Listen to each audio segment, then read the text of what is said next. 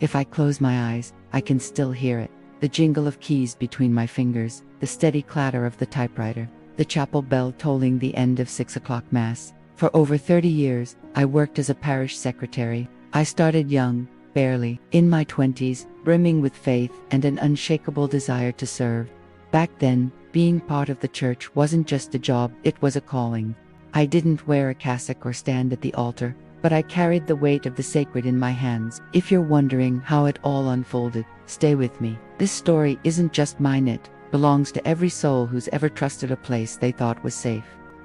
My name is Helena, and this is the truth I can no longer keep silent about. The beginning, a house of Gaudi, managed the parish records, Mass, schedules, baptisms, wedding bookings, urgent confessions, tithing envelopes, and the unspoken messages hidden between the lines. My first priest was Father Alides, a quiet man with weary eyes, but a kindness that softened his stern demeanor. He taught me that a parish wasn't just a building.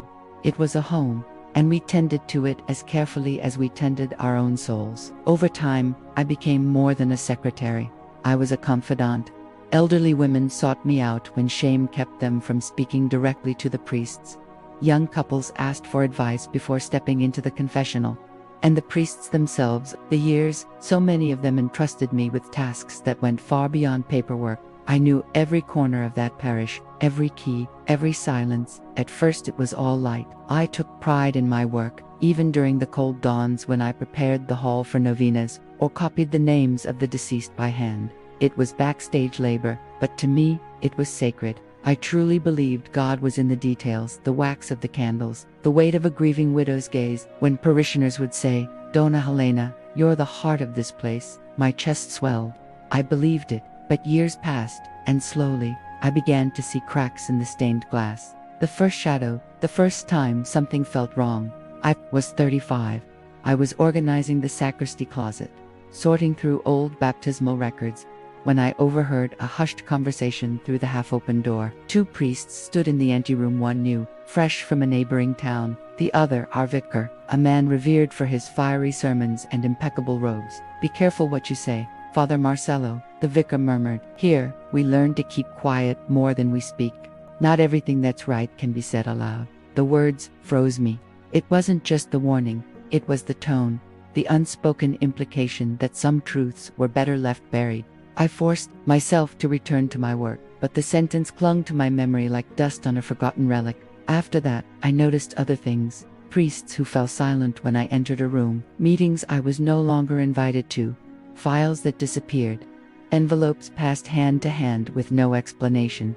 I told myself I was imagining things. Who was I to question men of God? But then came the confessions that never made it to the confessional. The desperate parishioners who sought solace but left more lost than before.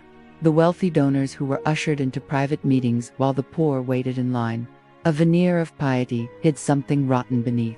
The gilded surface, the breaking point, the moment I could no longer pretend was the feast of St. Francis. I'd been at the parish since dawn, arranging flowers and coordinating the novena schedule. The catechism children's off-key hymns echoed through the chapel, lifting my spirits until I was called into the office. The bishop was visiting, and everything had to be spotless. When I entered the priest's study, I froze.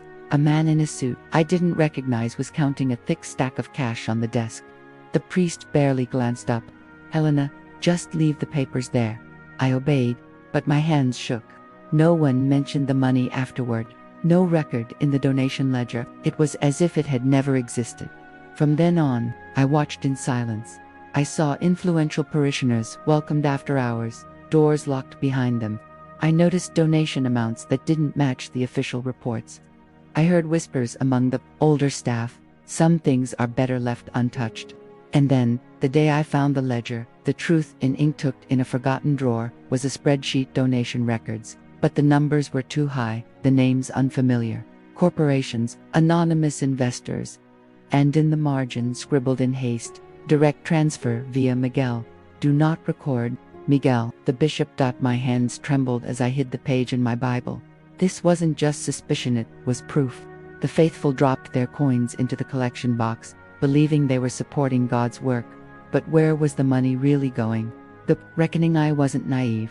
I knew exposing this would cost me. But when a young woman came to me, trembling, to confess how a respected church member had prayed on her and the priest dismissed her, would leave it in God's hands, I knew I couldn't stay silent. I made copies. I reached out to a journalist friend, and then the threats began. An anonymous note in my locked drawer. Be careful what you hear.